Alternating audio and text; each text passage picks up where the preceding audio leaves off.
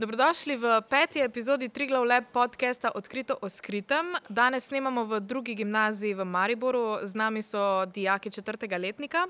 Današnja tema je pa spletno nasilje, ki je tema, ki je meni precej blizu. Zato bojo vloge majčkeno zamenjane, jaz bom danes gostja, z mano je pa Jerneja Šibilja, ki bo vodila celoten pogovor. Njena strast je razvijanje programov, ki mladim omogočajo osebnostno rast in razvijanje njihovih talentov, in pa program Neon za preventivo oblik različnega nasilja. Spletno nasilje je nekaj, s čimer se jaz v bistvu še danes soočam kot javno izpostavljena oseba, teda jaz zdaj predajam besedo Jerneji, pa kar začniva. Hvala, Kaja. Lep pozdrav vsem.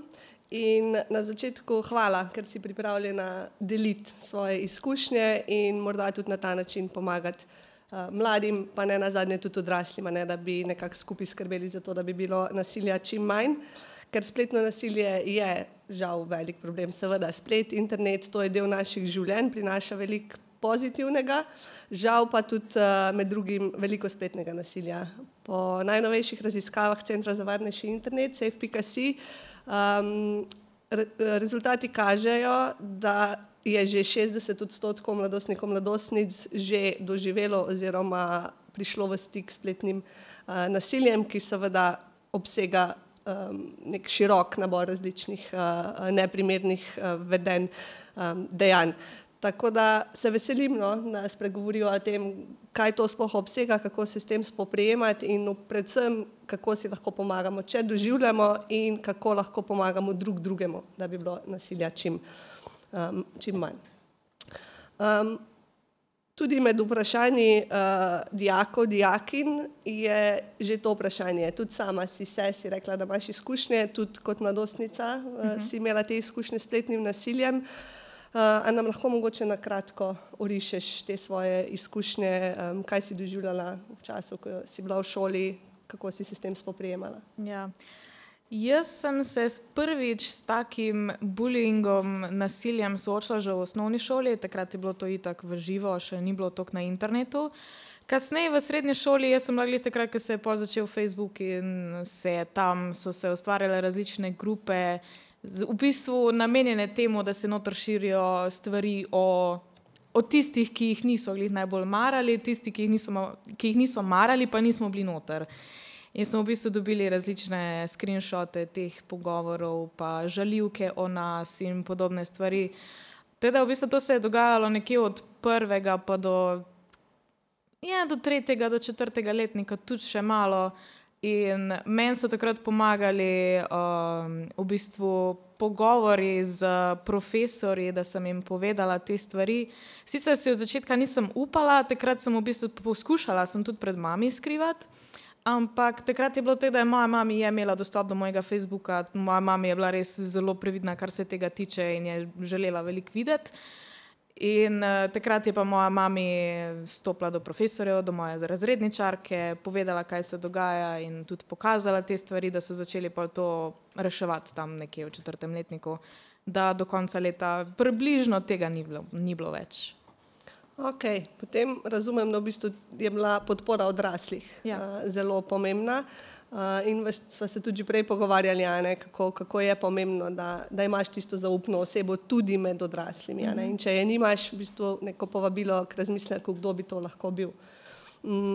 Kaj pa se v bistvu dogaja v bistvu znotraj osebe, ki doživlja nasilje oziroma ki ga tudi opazuje? Mogoče na kratko mislih, čustvih, kaj se ti je podilo po glavi?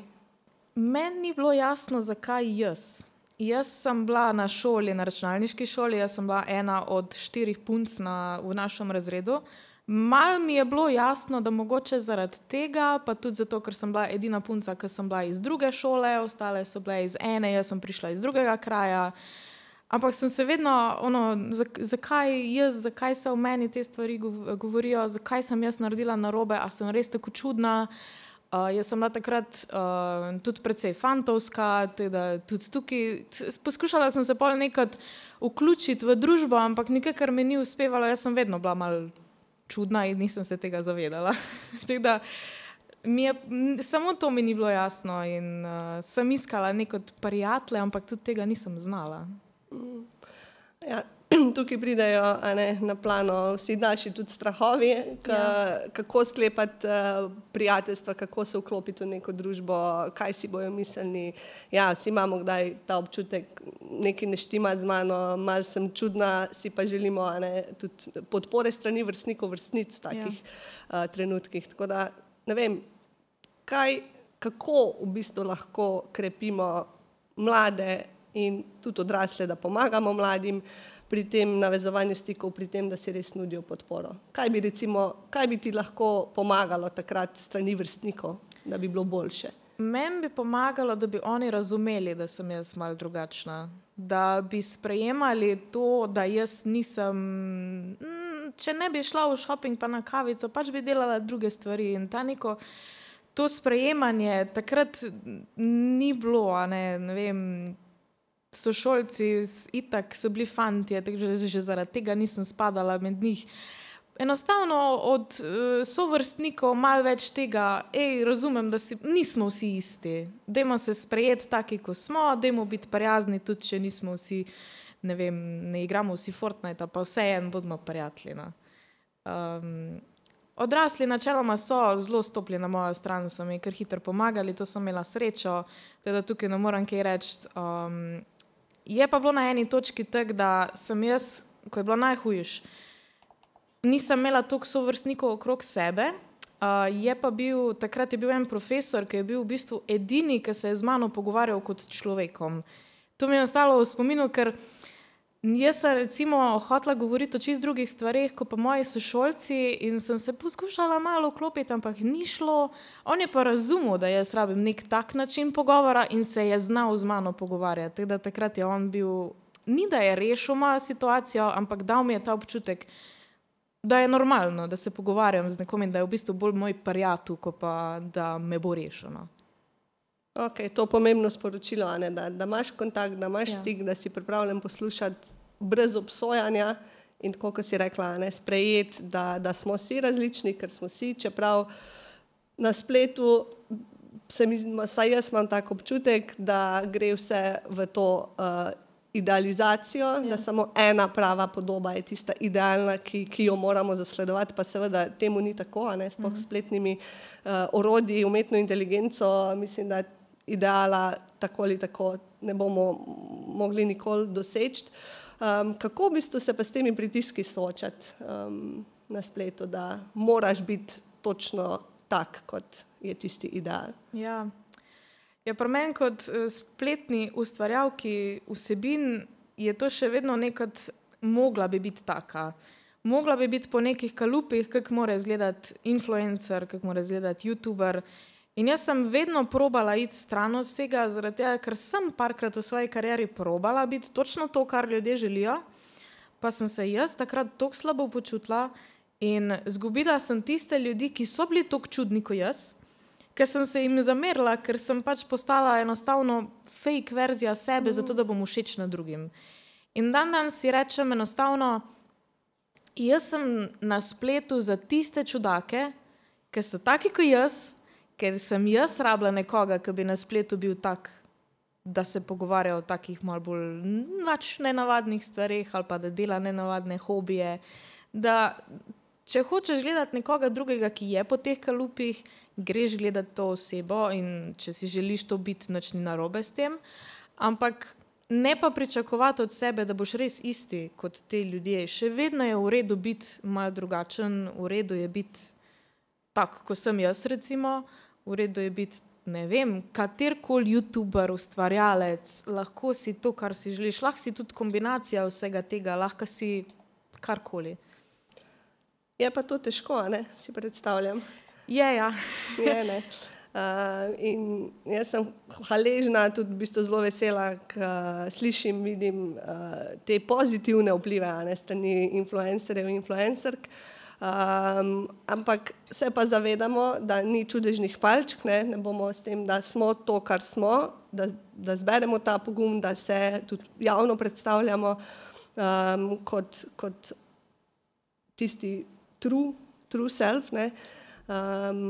smo deležni, hočeš, nočeš, sovražnega govora, spletnega nasilja. Kako se pa zdaj v bistvu, ko si že starejša, ko imaš že nekaj izkušenj s tem, kar počneš, veliko odnosov verjetno je že za tabo oziroma v tvojem življenju, kako se zdaj soočaš ti s tem, pa kaj bi rekla mogoče mladim, ne, kako, ko dobiš tisti neprimeren žaljiv komentar, kako, ko že to preraste v res sovražni govor, kaj narediti? Jaz sem imela zadnjič svojo terapevtko en zelo zanimiv pogovor, ker sem opazila, da ti komentarji še vedno vplivajo na mene. Jaz sem zdaj na YouTubeu že 10 let, od tega recimo, da 7-8 let je tako, da dobivam sovražne komentarje, pa še vedno po tolikih letih me pikne in pol, ne vem, ne morem spati, pa sem jezna, pa mi ni fino. Pa sem ji rekla, ampak to moraš ti dojemati kot svojo predstavo. Vsi ti komentarji so samo nekdo v množici, ki te je opazil in zdaj on te gleda. In ti živiš od tega, da te ljudje gledajo. Enostavno moraš priti do točke, kjer ta komentar ignoriraš. Jaz na srečo ga lahko, ker pač so vseeno teh ljudi ne poznam, to ni isto kot spletno nasilje med vrstniki. In ja, dojet brez tega te ni. Če boš vsem ugajala, tudi ni dobro. Moraš vedno se najdejo nekateri ljudje, ki jim ne boš všeč. Ampak moraš pa se tudi zavedati, da na vsakega enega, ki mu nisi všeč, je še toliko ljudi, ki si pa mogoče niso upali pustiti komentarja, ali pa so sam lajkali, ali pa so sam pogledali. Teda sem se malo sprostila, pa tudi je rekla, ne, še vedno imaš Kajo Solo. Moje pravo ime je drugače Kaja Kočevar in to je moja privatna oseba, ki jo imam doma in to sem jaz. Na spletu je pa Kaja Solo, ki je deležna teh komentarjev in se poskušam nekod ločiti od teh komentarjev. Ti komentarji so na Kajo Solo, ki ne obstaja, noben pa zares ne pozna Kaje Kočevar. Teda, to je mene pri tem pogovoru, to je bilo dobesedno 2 tedna nazaj, me je res.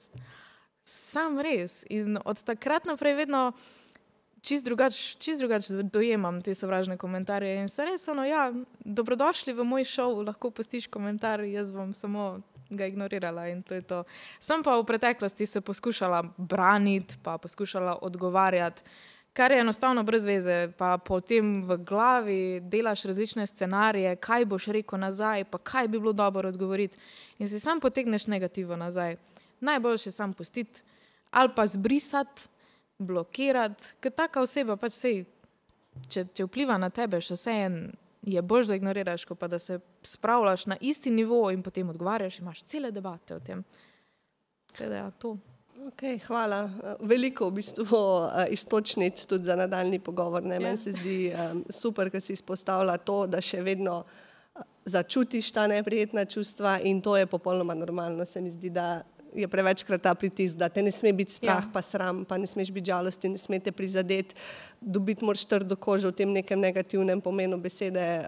Ne, ljudje smo, čustva so del nas, misli so del nas, mi je pa super, če uspemo priti do te točke, da narediš tisti korak nazaj ali pa šteješ do 100 ali pa narediš 10 vdihov in prste stran od tipkovnice, ker s tem, ko se odzoveš, tudi če se na zelo primeren, pozitiven način, še vedno tisti, ki to povzroča in ki je odgovoren za spletno nasilje, bo zelo verjetno nadaljeval in se potem samo še stopnjuje in je lahko še težje. Kako pa v bistvu, ko si rekla tudi, lahko blokiraš, lahko prijaviš, zdaj ne bomo šli v podrobnosti delovanja algoritmov in spletnih platform, družbenih omrežij. Koliko se ti pa zdi vseeno pomembno, da nekaj naredimo na spletu? Torej smo rekli sicer ne se odzvati s komentarji, ne se zapletati, ne tudi sam povzročati nasilja, omenila si blokiraj, prijavi, se ti zdi, da to je neka možna, en košček, ena puzlica v reševanju tega? Je v bistvu nek ščit. Sebi postaviš ščit, da ta oseba nima več dostopa do tebe.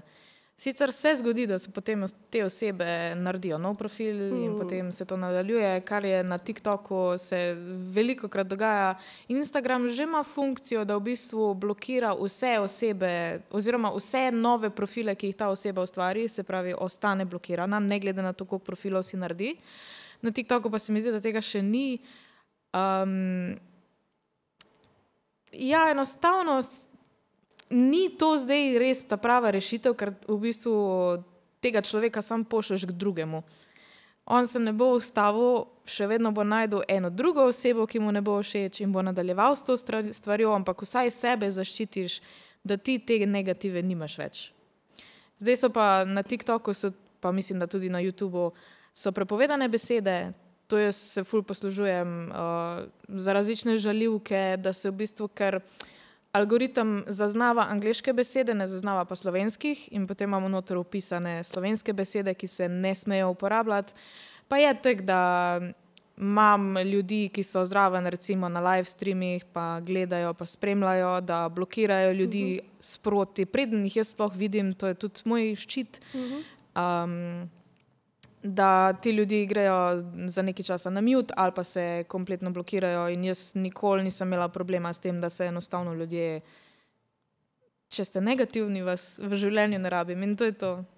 Ok, super. Torej, v bistvu dejansko lahko šteje, če vsak od nas ali prijavi ali blokira oziroma nekako sporoči tistemu, ki povzroča nasilje, da hej, tega si pa ne želimo in tega ne dovolimo. Tako da večkrat nas bo verjetno bolj zaznavajo tudi algoritmi, da je nekaj neprimerno. Ne? Res je, ja. Ok, tukaj med vprašanji tudi zelo pomembno vprašanje. Kaj pa, sploh, ko si mlajši, če ti ne verjamejo? Če ti ne verjamejo, da doživljaš katerokoli obliko nasilja, da doživljaš sovražni govor, kaj takrat? Kaj se ti zdi pomembno? Vztrajaj. Če ti ena oseba ne verjame, pojdi do naslednje osebe. Vsi imamo krog ljudi okrog sebe, pa tudi če cel krog ne verjame, pa poišči nekoga drugega, kogarkoli, da bo nekdo zagrabil za to stvar in bo verjel in nesel naprej in začel reševati ta problem. Tako sem jaz prej rekla, tako je moja mami videla in je potem nesla naprej do tiste profesorice, ki je rešila to situacijo. Lahko bi tudi jaz sama šla do tiste profesorice. Vedno se najde ena oseba, ki bo vzela to stvar dovolj resno in se bo začelo reševati. Mogoče ne bojo to sovrstniki zaradi tega, ker v večini primerov tudi ne vejo, kaj narediti, ker lahko pomagajo z nekimi pogovori, ne vejo, kaj pa naj zdaj naredim, lahko sem ti podpora, ampak zares pa tega sam ne morem ustaviti. Pa mogoče, če se začnejo potem sovrstniki verjeti, stopite skupaj do profesorjev, do učiteljev, do nekoga, do odraslih, da začnejo potem odrasli reagirati na to stvar, ki se dogaja na spletu. Ja, to je tudi, kar si prej omenila program Neon, en pomemben fokus, da opolnomočimo opazovalce, opazovalke, tiste, ki stojijo zraven in kako, da pomagajo. In teh načinov je lahko veliko. Lahko nudiš podporo tistemu, ki doživlja, lahko greš povedati odrasli osebi, lahko kdaj samo ne lajkaš ali pa ne deliš oziroma se ne smeješ, če je to v živo. So pa ti pritiski, sploh vemo v času mladostništva, možgani se še razvijajo, socialni stiki so zelo, zelo pomembni, misli šibajo 100 na uro v glavi. Si tudi ti imela kdaj mogoče kakšne negativne misli, je tudi mogoče razmišljala, mogoče bi bilo pa boljše, če me sploh ne bi bilo, ali pa kaj, ali pa poznaš ljudi, ki se s tem soočajo? Ja, jaz v najstništvu, v srednji šoli je itak to veliko bolj vplivalo na mene. Tako sem rekla, tudi še vedno mi je težko, zato tudi hodim na terapijo in se pogovarjam o tem. Takrat pa res je bil na eni točki tak moment, ko sem jaz mislila, pa sej pa nima smisla, ampak so bili taki trenutki res redki. Jaz sem imela mami, s katero smo se lahko pogovarjali o tem in mami je meni vedno rekla, to so samo 4 leta tvojega šolanja in enkrat bo mimo in potem ti boš šla naprej v življenje z čisto vestjo, ker ti tega nisi delala. lahko pa verjameš, da bo ta oseba, ko bo, ne vem, stara 25 plus, bo pa verjetno razmišljali za nazaj, ojoj, jaz pa mogoče tega takrat ne bi smel delati. To pa malo ni bilo fajn, ne. Če bi meni to delali, takrat bi se verjetno tudi jaz slabo počutil. Nažalost, takrat moraš malo počakati, ker večinoma mladi tega še ne dojemajo, ampak definitivno pa kasneje, ko pride tisto nazaj, o moj bog, kaj se je vse dogajalo v srednji šoli in nisem bil zraven. Tako smo rekli, za tudi tiste, ki so samo zraven in ne pomagajo in se smejijo ali pa všečkajo ali pa kakorkoli, tudi njih začne potem malo, ojoj, jaz bi pa lahko nekaj takrat naredil. Teda, če se komorkoli to dogaja, pa ste samo zraven, pa se smejite tem foram, vedite, da verjetno vas bo enkrat malo piknalo, ker niste nič naredili glede tega. Teda ja. Ja. Hvala. Slišim tudi to, nek nagovor odraslim, da damo prostor, da se o teh stvarih tudi pogovarjamo in se učimo. Saj tudi odrasli nismo popolni, imamo priložnost praktično celo življenje, da krepimo svoje veščine od tega na ravni odnosov do empatije, do tega, da se sploh ustaviš pa pomisliš, kako bi bilo pa meni, če bi se meni to dogajalo, oziroma v tisti, kdaj se smeješ tudi zato, ker ne želiš, da se tebi naslednjemu zgodi in je popolnoma tudi normalen odziv in lahko razumemo, ampak da k temu dodamo še, ok, kaj pa lahko naredim, da ta oseba ne bo doživljala oziroma da tudi jaz ne bom. Verjetno je pomembno, da tudi če odrasti, pa nekdo v položaju avtoritete povzroča nasilje, ki si prej rekla, vztraji, poišči podporo, velja tudi v primerih, ki je pa nekdo, ki ima neko moč in si še dodatno na neprimeren način jemlje to moč nad mladimi.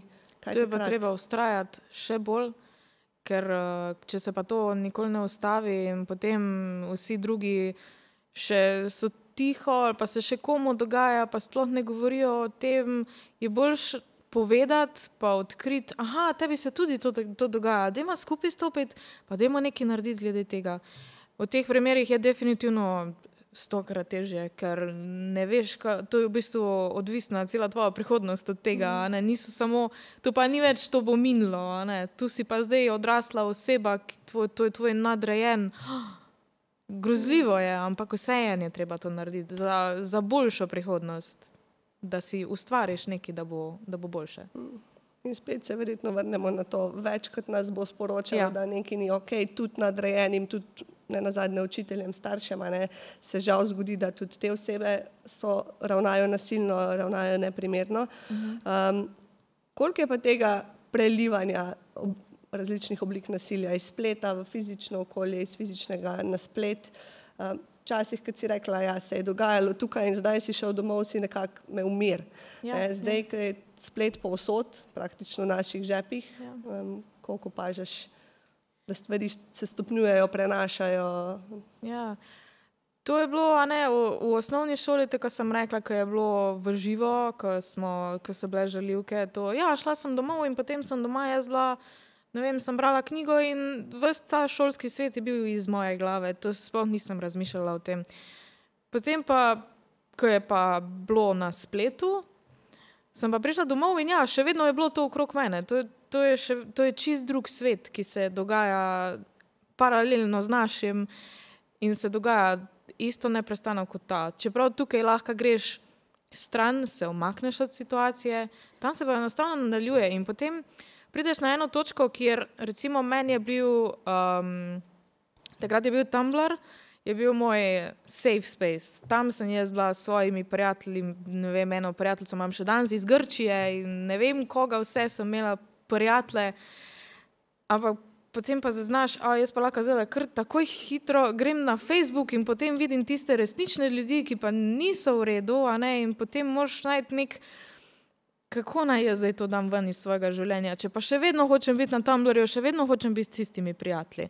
Teda tu se te meje, kje se konča spletno nasilje oziroma nasilje nasploh, se ful zabrišejo, ker je pač neprestano. Kako se pa odklopiti? Raziskava ta od CFC kaže, da je odvisno glede na starost in spol, ampak tako 2/3, tudi 3/4 mladostnikov, mladostnic ima ta občutek neke prezasedenosti z internetom, se želijo odklopiti. Hkrati je pa na drugi strani ta FOMO, fear of missing out, ta strah, da bomo nekaj zamudili. Kako skrbeti v bistvu zase, za neko varno, uravnoteženo rabo omrežij, interneta, spleta na splošno, kako se odklopiti v skrbi za dobrobit? Ja. Jaz moram priznati, da jaz nimam FOMO. Jaz imam JOMO, joy of missing out. Mene je the best, če sem lahko brez vsega. Jaz sem prišla do te točke, kjer, če se lahko jaz odklopim in berem knjigo cel večer in nisem online, mi je the best. In vsem prvošim ta občutek, ki si ti samo sam s sabo, je pa res, da danes nas je vse strah biti same. Ampak to nisi zares sam. Še vedno direkt v telefonu imaš vse prijatelje, ki jih rabiš poklicati, pa ne rabiš biti pa skozi online. Pa tudi rekla bi to, vsi, ki želijo imeti to službo, ki jo imam jaz, pa potem vlogati, pa objavljati, pa ne vem kaj vse, dajte počakati, da boste v neki starosti, kjer boste te sovražne komentarje lahko drugače dojemali, ker trenutno se zdijo res, kot da je to konc sveta, ampak kasneje pa potem začneš, ni. Dejansko ti imaš svoj krog ljudi, ki so ti pomembni. In to sem že prej hotela reči. Sem danes jutri sem videla en intervju, mislim, da je Tom Holland je razlagal, če mi napišeš nek grd komentar ali neki, pa da mi ga napiš na SMS. In če mi ga ne moreš, ker nimaš moje številke, pol očitno nimaš problema z mano, ker se sploh ne poznama. Teda morajo pač te komentarje enostavno, ja, pač ne poznaš me in vem, kdo je moj krog ljudi in se z njimi odklopim, sem z njimi v živo ali pa tu preko telefonskih klicov ali pa preko SMS-ov, kakorkoli, samo da nisem tam, kjer je negativa. Sem pa hotela reči, da ja, pač počakajte z objavljanjem, ne objavljati kar direkt na TikTok ali pa na YouTube, kakorkoli, YouTube je že malo out, ampak vseeno ni nujno vse deliti, ni nujno biti skozi online, nič ne boste zamudili, če boste samo v trenutku. Jaz sem imela leta nazaj probleme, zdaj se tudi bliža Vlogmas, jaz imam med Vlogmasom vsak dan vse vlogam in to je moj mesec, kjer res čisto vsaka minuta mojega življenja je pod kamero. In moram potem januarja, jaz sem čist offline, mene ni, včasih tudi na storije pol nič ne objavljam, ker samo rabim to, da se spet povežem s temi ljudmi, ki sem jim zdaj en mesec v glavo kamero tišala. Da si, živijo, jaz sem še vedno tukaj, no, se opravičujem, ker imam ta job, ampak to sem jaz. Teda ja, offline je veliko boljš kot pa online. Okay. Torej, iskati neko ravnovesje, pa se spomni, da odklop je pomemben, čeprav je težko. Mogoče, da ne spregledava vprašanj, ker sem zelo hvaležna za njih. Pa če se vrneva na tisto situacijo, ki si rekla, da si prejela pomoč od profesorice potem. Dijake ne zanima, na kak način je pravzaprav ona potem to rešila, pa povezano, delno povezano, a si tudi mogoče pa kdaj prejela kako opravičilo oziroma nek komentar nazaj, ja, to, kar sem pa naredila, sorry, ni bilo prav. Tega nisem. Čisto iskreno nisem. Sem dobila zdaj, odkar imam YouTube kanal, sem dobila kako sporočilo, živijo, jaz pa tebe poznam iz srednje šole in jaz sem tako, ti ne, drugače si takrat bil ful žaljiv, da jaz ne bi bila glih. Adijo. Teda ne, opravičila niti ga ne pričakujem, zdaj je to že toliko let, da pač tudi težko je, pač tudi, če si predstavljam, da bi jaz bila v situaciji, kjer pa zdaj moram 10 let kasneje se nekomu opravičiti za nekaj, kar sem delala, ko sem bila najstnica, pa tudi iskreno se jim ne zamerim, se so tudi oni bili samo otroci. Še vedno niso vedeli, kako se zares obnašati. Pač je bilo, kakor je bilo, jaz sem od tega dobila trdo kožo. Pač je. Glede na to, da se še zdaj spopadam s temi komentarji, mi lahko rečem pač hvala, da zdaj lahko to preživim. Ker če bi bilo pa tole prvič, da se mi dogaja, bi bilo verjetno veliko slabše. Kar se pa profesorce tiče, takrat je moja mama šla do nje, je povedala, kaj se dogaja, je pokazala. In potem smo imeli s celim razredom, smo se dol usedli eno razredno uro in je ona povedala, da ve, da je videla, kaj se dogaja. In to je bil verjetno najslabši dan v mojem življenju. Veste, ki jokala še v življenju nisem. In to pred celim razredom in me je zlomilo. Jaz sploh nisem mogla razmišljati. In pa so dejansko sošolci videli, ojoj, očitno je hudo, pač ni samo šala. In je bilo prav, da so oni videli to mojo bolečino, ki so mi jo zadali s tem, da se je potem počasi nehalo, se mi zdi, da na spletu imamo kar občutek, da ta oseba ni resnična, da mi lahko rečemo in napišemo karkoli hočemo, ker ta oseba ne obstaja, ker je nimamo pred obrazom. Ko pa ti enkrat vidiš, to, kar sem jaz napisal, je pa zdaj povzročilo to reakcijo, da ona zdaj tukaj joče, in očitno res ni kul. Pa se pa malo, ne bom več. Ja, v bistvu pridemo spet do tega, da moramo se pogovarjati, sploh odpreti te teme, dati priložnost, da nekdo izrazi to, kar misli, čuti, seveda na nek varen način. No. Me veseli, da je bila, kljub temu, da je bila težka izkušnja, da ti je bilo okej, to na nek način izpostavljanje tudi. Pa hkrati, da treniramo v bistvu to empatijo pa oživljanje, ker vsi imamo to kapaciteto, zdaj, tako kot pri kakih drugih talentih, je pa treba trenirati, če res želiš biti podporen pa empatičen. Zdaj se približujemo že koncu, pa mogoče tudi en pomislek, če ga prav razumem, kje je tista meja med tem, a je boljš, da mogoče neko svojo osebno lastnost, izkušnjo, recimo spolno usmerjenost ali pa kaj podobnega, zadržiš čist zase, ali vseeno jo pokažeš in nekako sprejmeš kot prvo sam, da si to, kar si, da si tak, ki si, kje je tista meja, zdaj, a skrivati, pa si prihraniti en del bolečine, ali se odpreti, pa tukaj iskati neke vire, da zmoreš, pa s tem tudi mogoče drugemu pomagaš. Kakšna misel glede tega, spet ravnovesja? Ja, to je zanimivo ravnovesje, pa se mi zdi, da so danes že stvari mačkeno drugačne. Jaz se spomnim, da smo v srednji šoli imeli nekoga, ki je bil istospolno usmerjen in smo vsi vedeli za to in res ni bilo lepo. To je bilo kruto. Takrat se te stvari niso, edini je bil. Nam je bilo, jaz sem bila eden izmed teh ljudi, ki me zdaj pika za nazaj, ker nisem nič naredila glede tega. To lahko priznam. Ampak pač ni imel družbe, in si tako malo moraš preceniti svojo situacijo, kje si, malo potipati okrog sebe, a te bojo ljudje podprli. Se mi zdi, da še vseeno v srednji šoli, če en del samega sebe mačken skrivaš, bo minilo in boš enkrat prišel ven in potem boš lahko zaživel svoje polno življenje tak, ko si. Ta meja je kar zanimivo vprašanje, ker jaz sem šla v to, da se nisem skrivala in potem ni bilo lepo. Če bi skrivala, bi verjetno me na drug način bolelo, se nikoli ne bi odkrila. Tako da ne vem, tukaj ni pravega odgovora, to mora vsak sam pri sebi vedeti, koliko je zmožen prenesti, kako se bo situacija odvila in kako bojo sovrstniki odreagirali. Pa verjetno imeti tisto podporo bližnjih, da potem je lažje, da res nimaš tega občutka, da si čisto sam o tem. Če bi imela čarobno palčko, to so taka meni ljuba vprašanja, da odprejo mogoče malo naše misli, pa da dobimo en mogoče občutek, to je sicer čarobna palčka, je nimam, ampak da mogoče začnemo razmišljati o malih korakih do tistega cilja. Kako bi ti poskrbela za neko varno, uravnoteženo rabo spleta med mladimi in za njihovo duševno zdravje? Kaj se ti zdi pomembno? Jaz, če bi imela eno čudežno palčko, jaz bi vsem, ki želijo delati vsebine na internetu, pa hočejo karkoli objavljati, bi jim to preprečila do določene starosti. In potem bi dala samo, da lahko vidijo njihovi prijatelji in potem so lahko srečni in veseli in se zabavajo.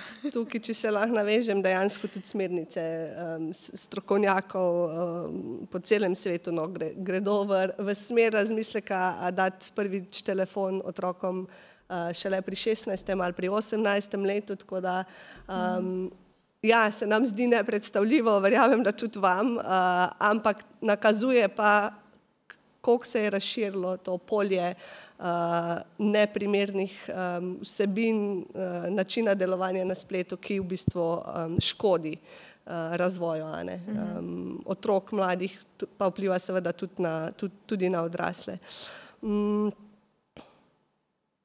Kaj bi želela sporočiti vsem mladim, mladostnikom, otrokom in kaj pa odraslim, tako zaposlenim v šoli, staršem, pa širši družbi, no, tako eno generalno sporočilo. Jaz bi rekla, da tako sem jaz imela Tumblr za svoj safe space. Če imate kakršnokoli težavo, karkoli, lahko, moj Instagram je vedno odprt, tudi na YouTubeu. Dobro, na YouTubeu se vidi ime, teda DMs, napišite kakršnokoli težavo, ki jo imate, in potem se lahko mi pogovarjamo o tem in mogoče ne bomo mogli rešiti te težave, bo pa vseeno pomagalo, da se majčkeno pogovarjamo, ker sem se jaz sem tudi bila enkrat najstnica in jaz sem vedno rekla, celotna poanta mojega YouTube kanala je bila, da je to nekomu starejša sestra. Jaz nimam starejše sestre, mene nobena punca ni vodila skozi te, ne vem, prve ljubezenske in ne vem kaj vse, in sem jaz želela to biti mladim. Teda, jaz bom vedno odprta za pogovor, kakršenkoli, in bomo lahko se pomenili o teh stvareh. Odrasli pa poslušajte te težave otrok. Ker se mi zdi, da kot odrasli ful hitro pozabimo, da smo enkrat mogoče bili v tej situaciji. Jaz definitivno nisem glih zaradi tega, ker skozi govorim o tem in ponavljam in se pogovarjam z mladimi, ampak jaz se zavedam, da vsaka težava teh mladih bi lahko bila moja težava, ali pa je bila nekoč moja težava in jo jemljem kot enako veliko, kot pa zdaj, ko imamo kao odrasli, imamo večje težave kot mladi. To ni res. Mladi vseeno te težave dojemajo isto katastrofalno kot odrasli. Odrasli morajo tudi sprejeti, da imajo mladi svoje težave. Vsekakor, se strinjam, imamo vsi se naučiti pogovarjati in seveda prevzemati odgovornost za svoje vedenje, za to, kako ravnamo. Super bi bilo, če se znamo tudi opravičiti, predvsem pa spremeniti naše vedenje in sprejeti naše misli, čustva, spremeniti vedenje, kadar je neprimerno. Kaja, hvala. Hvala tebi. Da si delila. Hvala vsem vam za vprašanja, za poslušanje in jaz vsem želim, da res se naučite in poskrbeti zase, tako na spletu kot v živo, in upam, da boste pri tem imeli tudi čim več podpore vaših bližnjih, tako vrstnikov, vrstnic, kot tudi odraslih. In s tem nekako smo prišli do konca te 5. epizode, ki je zadnja v tej sezoni podcasta Odkrito o skritem. Sledite, poslušate lahko tudi to epizodo na Spotify oziroma na Apple Podcast, ali pa se naročite na YouTube kanal Zavarovalnica Triglav, kjer vas bo prav tako ta epizoda poleg vseh ostalih čakala za ogled in upam, da tudi razmislek o tem, kako lahko skupaj skrbimo za bolj varen, boljši svet. Hvala vsem. Hvala.